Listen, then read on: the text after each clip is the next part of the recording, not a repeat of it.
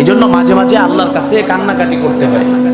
এখন যদি আপনারা মনে করেন না নামাজ কালাম পড়বো কি, 60-70 বছর সিগারেট খাইলাম, বিড়ি খাইলাম, আরে সুদ খাইলাম, ঘুষ খাইলাম, পরে মৃত্যুবরণ করার পরে একটা গরু কাটে খাওয়াই দিলে সব মাফ হয়ে যাবে, এত সহজ বলেন?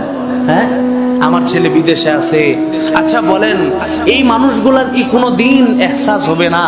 এই মানুষগুলা কি কোনো দিন অনুভব করে না যারা দাড়ি পাকা মানুষ, মুরব্বী মানুষ, বুড়া হয়ে গেছে, এরা যে ঘন্টার পর ঘন্টা চায়ের দোকানে বসে সময় দেয়, এরা কি চিন্তা করে না যে আমি এক সময় নওজোয়ান ছিলাম, এখন মুরব্বী হয়ে গেছি, ঘন্টার পর ঘন্টা চায়ের দোকানে সময় দেয়, টিভি সিনেমায় সময় দেয়, সিগারেট অনবরত খাইতেছে, 1 প্যাকেট 2 প্যাকেট 3 প্যাকেট খাই ফেলতেছে।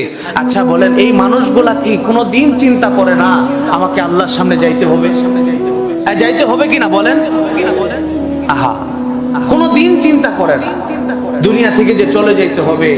আমি যে এক সময় জওয়ান ছিলাম, পুষ্ট ছিলাম, এখন যে বুড়া হয়ে গেছি, আমার শরীরের মধ্যে বার্ধক্য চলে আসছে, তারপরও কেমনে আল্লাহর নাফরমানি কাজটা করি? জওয়ান মানুষ জওয়ানি আছে, গুনাহ করতেছে, আল্লাহর কাছে তওবা করবে, মাফ হয়ে যাবে। কিন্তু আপনি বৃদ্ধ মানুষ, দাড়ি পাকে গেছেন, আপনার তো কবরের পা চলতেছে। কদম সোয়ে মার কদ নজর সোয়ে দুনিয়া, কদম সোয়ে মার কদ নজর সোয়ে দুনিয়া, কিধার যা রাহা হে তো কিধার দেখ রাহা হে তো। এই জন্য কবি বলেন, বান্দা দুনিয়াতে তুমি যেদিন জন্মগ্রহণ করছো সেদিনই তোমার একটা পা কবরের মধ্যে চলে গেছে। সুতরাং তুমি কোন দিকে যাইতেছো, কোন দিকে দেখতেছো, বুঝে শুনে ওই কবরের দিকে কদম গুলা ফালাইও। বুঝে আসছে কথা দোস্ত আহবাব?